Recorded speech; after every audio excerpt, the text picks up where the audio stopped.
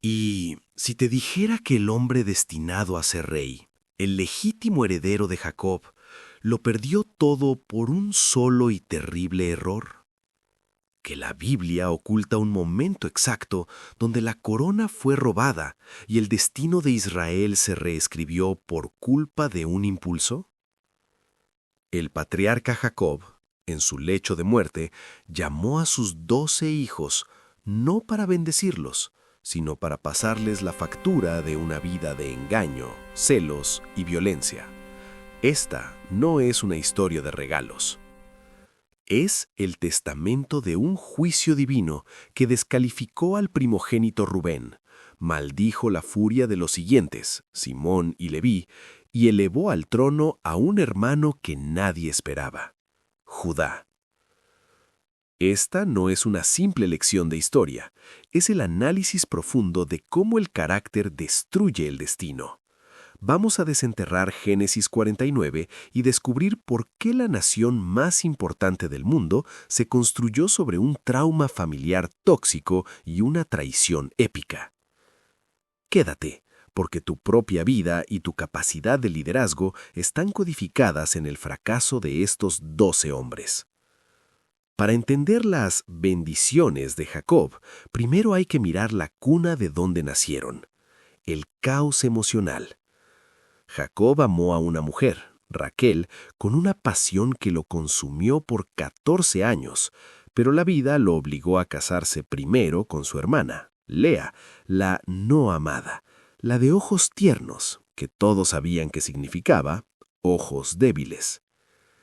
Este triángulo amoroso no fue una novela rosa, fue un trauma generacional activo, una competencia despiadada que se transmitió directamente a los hijos, creando una rivalidad tóxica.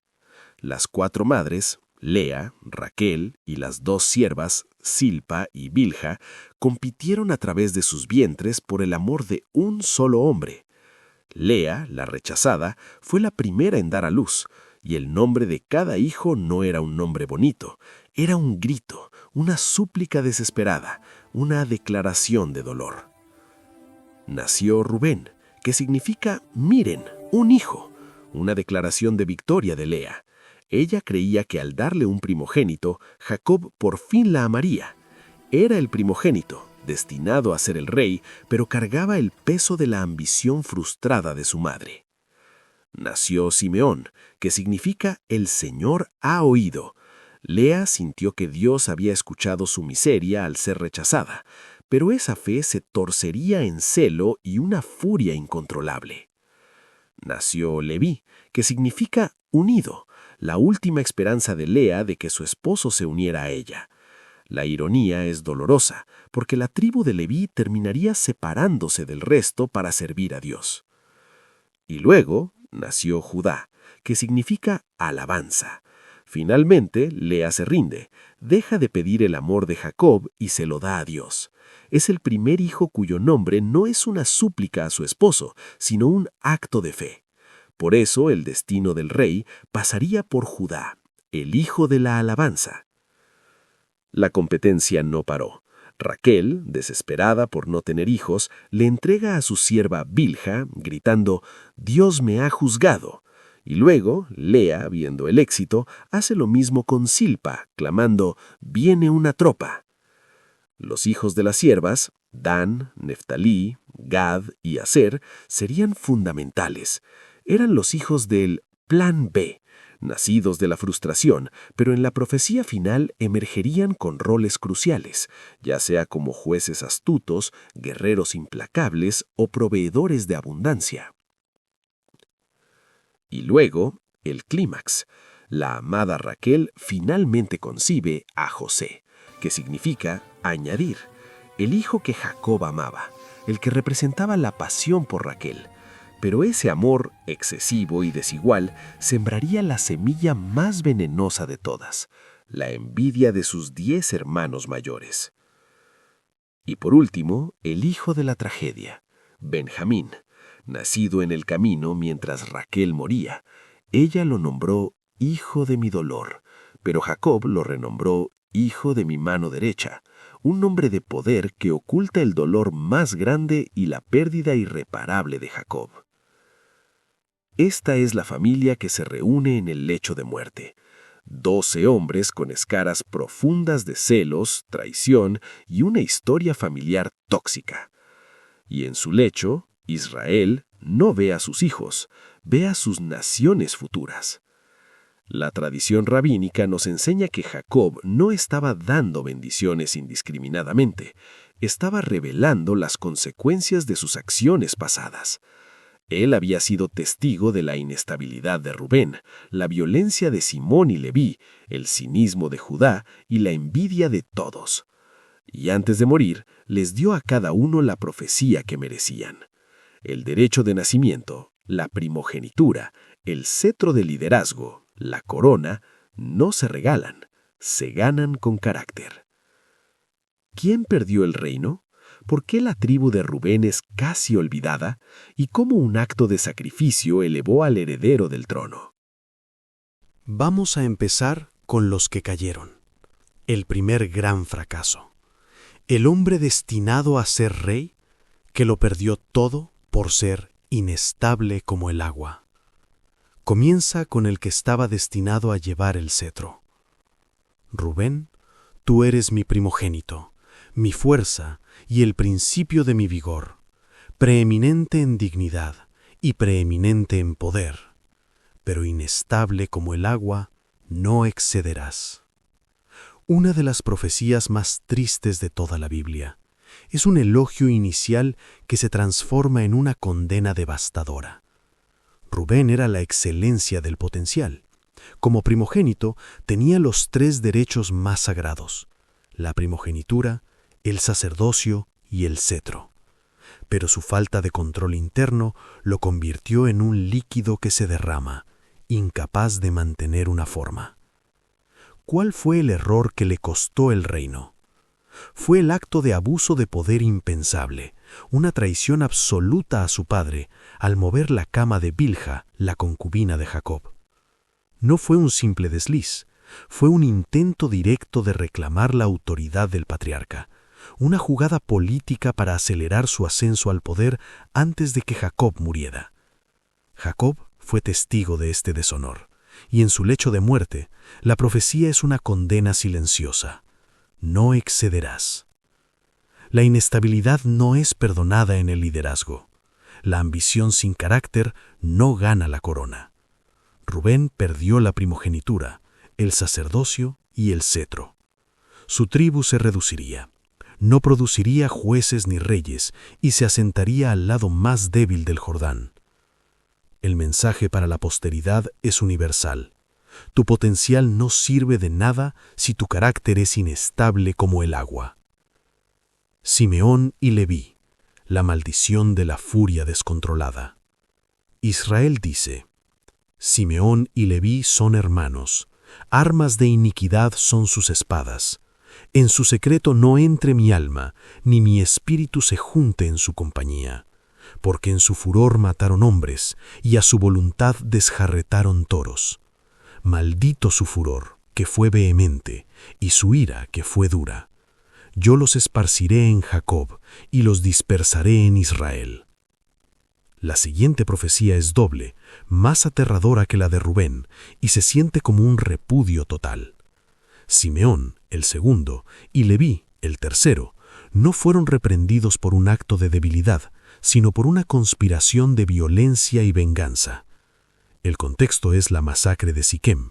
Su hermana Dina fue violada, un acto horrendo, pero la respuesta de Simeón y Leví fue de una crueldad fría y calculada. Convencieron a los siquemitas de circuncidarse para unirse a la familia, pero a los 3 días, mientras los hombres estaban en dolor, estos 2 hermanos entraron con sus espadas y masacraron a todos los hombres de la ciudad, robando el botín y llevando a los niños a la esclavitud. La profecía de Jacob los describe como hombres de armas de iniquidad. Su acción no fue justicia, fue una purga tribal que puso en peligro a toda la familia. Jacob lo recuerda con una furia inusual para un moribundo. En su secreto no entre mi alma. Es un repudio total. La consecuencia es la misma que la de Rubén, pero por motivos diferentes. Yo los esparciré en Jacob y los dispersaré en Israel. La falta de misericordia y el exceso de celo llevarán a sus tribus a la dispersión. Pero en la historia de Leví encontramos una de las redenciones más épicas de toda la narrativa bíblica. La profecía de la dispersión se convirtió en su salvación. Años después, en el monte Sinaí, cuando el pueblo de Israel cae en la idolatría del becerro de oro, es la tribu de Leví la que se levanta. Moisés clama: «¿Quién está de parte del Eterno? Júntese conmigo». Y la tribu de Leví, los mismos marcados por la furia sangrienta de Siquem, responde. Actuaron nuevamente con celo feroz, pero esta vez el celo era justo. Mataron 3000 idólatras, castigando el pecado dentro de su propio pueblo. Dios toma la maldición de Jacob de la dispersión y la transforma en una bendición. Los levitas serían esparcidos, sí, pero como la tribu sacerdotal de Israel. El fuego de su celo, que en Siquem fue destructivo y mortal, se convierte en el fuego sagrado que mantiene vivo el templo y la conexión de Israel con Dios. Es la prueba de que un don peligroso como el celo y la pasión puede ser redimido si se canaliza hacia un propósito divino. La furia de Leví se transforma en santidad funcional. El sacerdocio pasó de Rubén a Leví. Rubén, Simeón y Leví han sido descalificados. La primogenitura se ha roto. El sacerdocio fue redimido en Leví, pero el cetro de la realeza sigue buscando dueño. ¿Quién es el hermano con el carácter, la humildad y la visión necesaria para gobernar a la nación? No es el que nace primero, es el que se transforma. Es el hijo de la alabanza, el que fue capaz de decir: «Ella es más justa que yo», y luego se ofreció como esclavo por su hermano menor. Es hora de hablar de Judá y José. Los primeros 3 fracasaron. El reino y el sacerdocio están vacantes. El destino de la nación pende de un hilo, esperando al hombre que sepa manejar el poder sin corromperse. Es el momento en que un hermano, marcado por el error, pero capaz del arrepentimiento real, se levanta para tomar el cetro. Judá. Cachorro de león, Judá. De la presa subiste, hijo mío. Se encorvó, se echó como leona, como león. ¿Quién lo despertará? El cetro no se apartará de Judá, ni el bastón de mando de entre sus pies, hasta que venga Silo, y a él se congregarán los pueblos. La profecía sobre Judá es la más gloriosa, la más extensa y la que tiene el mayor peso mesiánico. Judá, el 4º hijo de Lea, el hijo cuyo nombre significa alabanza, se convirtió en el portador de la promesa real. En su juventud, Judá no era mejor que sus hermanos. Fue él quien propuso, con pragmatismo cruel, vender a su hermano José como esclavo. Era un traficante de personas, cínico. Largamente, protagoniza el escándalo con su nuera Tamar, donde su propia hipocresía es expuesta. Pero cuando se enfrenta a la verdad, Judá hace algo que ni Rubén, ni Simeón, ni Leví hicieron. Admite su error públicamente y se humilla. Él reconoce: «Ella es más justa que yo». Pero la transformación no se completa hasta el momento de la verdad en Egipto. Cuando José, el gobernador, exige a Benjamín, el hermano menor, es Judá quien se adelanta. Aquí el hombre que vendió a un hermano tiene la oportunidad de dejar que otro sea consumido. En cambio, en un discurso que rompe el corazón del gobernador que era José, Judá le dice: «Ahora pues te ruego que quede yo, tu siervo, en lugar del muchacho, por siervo de mi señor. Pues ¿cómo podría yo volver a casa de mi padre sin el muchacho? No podría ver el mal que sobrevendría a mi padre». Este es el momento cumbre. El traficante de esclavos se convierte en un sustituto redentor. El hombre que vendió a un hermano se ofrece en sacrificio por el otro. Judá, a diferencia de Rubén, es estable en su amor filial y su responsabilidad. A diferencia de Simeón y Leví, demuestra misericordia y control. Jacob lo vio todo, y la profecía final es la recompensa. El león de Judá no ganó por su perfección, sino por su capacidad de transformación, su humildad y su voluntad de sacrificio. Él demostró la cualidad esencial del liderazgo divino, la voluntad de servir antes que dominar. El cetro de la realeza se otorga al que se humilla y se ofrece. Continúa la bendición a José, el ramo fructífero y el puente de la supervivencia. Ramo fructífero es José, ramo fructífero junto a una fuente. Sus vástagos se extienden sobre el muro. Le causaron amargura, le tiraron dardos y le aborrecieron los arqueros. Mas su arco se mantuvo firme, y los brazos de sus manos se fortalecieron por las manos del fuerte de Jacob. Si Judá encarna la realeza, José encarna la visión y la provisión. El hijo más amado, el soñador, el que sufrió la traición más profunda, pero cuyo destino se cumplió en el exilio. Jacob no solo alaba la resiliencia de José, describe cómo su carácter se forjó en la adversidad. Fue arrojado al pozo, vendido a Egipto, acusado falsamente y arrojado a la prisión.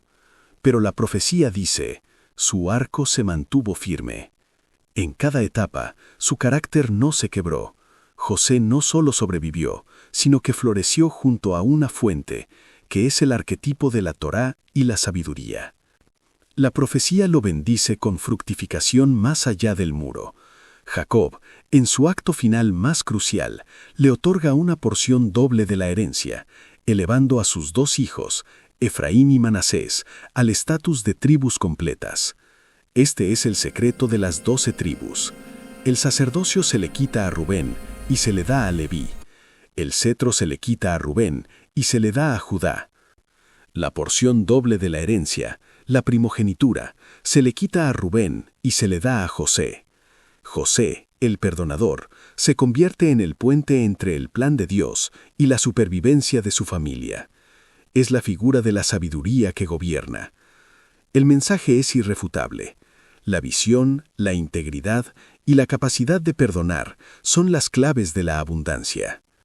Si quieres construir algo que perdure, no puedes dejar que el rencor de tus hermanos o el dolor de tu pasado te definan.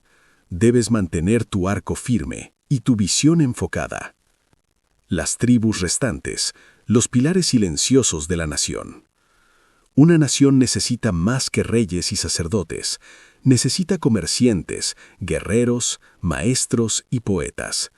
El resto de las profecías son cápsulas de destino, diseñadas para sostener la realeza de Judá y la visión de José. Isacar, el hijo de Lea. La profecía lo define por su comodidad y su carga. A primera vista parece una maldición, el servicio como un burro fuerte. Pero en la tradición rabínica, esto es una bendición de erudición y enseñanza. Mientras Judá luchaba y gobernaba, Isacar se dedicaba al estudio de la ley. Su recompensa fue servir al conocimiento. Zabulón. Su profecía es sobre el comercio y la ubicación estratégica. Morará en la costa del mar, y su frontera será hasta Sidón. Zabulón es el comerciante, el mercader. Él es el pragmatismo. La tradición dice que Zabulón financiaba a su hermano Isacar para que éste pudiera estudiar.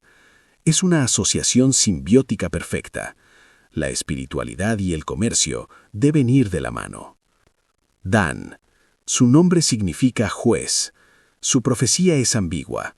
Juzgará a su pueblo. Será serpiente junto al camino, culebra junto a la senda. Dan es el guerrero y el juez astuto. De su tribu nacería Sansón, pero la mención de la serpiente ha llevado a ver en Dan la semilla de la idolatría. Es la advertencia de que la astucia sin un ancla moral puede volverse contra uno mismo. Gad. Su nombre significa tropa. Una banda lo atacará, pero él la atacará al final. Gad es el soldado de infantería y la resistencia en la frontera. Él es el pilar de la resistencia. Aser. Su nombre significa feliz. Su pan será sustanciable, y él dará deleites de rey. Aser es la tribu de la abundancia, la nutrición y el deleite. Su bendición es la de una vida plena centrada en la cosecha y la generosidad. Neftalí, cierta gacela puesta en libertad que da dichos hermosos. Neftalí es la tribu de la belleza, la oratoria y la poesía. La gacela libre simboliza la gracia y la rapidez. Su bendición es la de la inspiración. Benjamín. Benjamín es un lobo rapaz. Por la mañana devorará la presa y por la tarde repartirá los despojos. Benjamín es el guerrero más feroz, el arquero implacable, el que asegura la victoria con valentía. Su tribu siempre fue pequeña, pero temida por su ferocidad en la batalla. De ellos vendría el primer rey de Israel, Saúl. Su bendición es la valentía sin límites y la eficacia militar. Y así, Jacob concluyó su testamento. No eran palabras al azar, eran la radiografía del alma de 12 hombres, proyectada a miles de años. Luego la Biblia nos dice que él les dio sus últimas instrucciones, pidió ser sepultado con Abraham e Isaac, encogió sus pies en la cama y expiró. Jacob, el que luchó y fue transformado, se aseguró de que su legado fuera justo. El mensaje final no solo es bíblico, es una ley universal de causa y efecto. El testamento de Jacob es una advertencia que perdura. Tu potencial no es tu destino. Tus errores te costarán el cetro, a menos que tu corazón esté dispuesto al arrepentimiento real y al servicio. Si quieres que tu vida sea un ramo fructífero, debes purgar la inestabilidad de Rubén y la furia de Simeón. Debes ser capaz de decir, ella es más justa que yo, y ofrecerte por el bien de tu hermano, como hizo Judá. La historia de las 12 tribus nos interpela a ti y a mí hoy. ¿Quién de estos 12 hombres define tu vida? ¿Dónde necesitas la redención de Judá o la visión de José? Dios puede tomar los fragmentos rotos de nuestras vidas y tejerlos en su gran historia, pero tú debes ser el tejedor. Nos vemos en el próximo video, donde seguiremos buscando las claves del destino y la redención. Hasta pronto.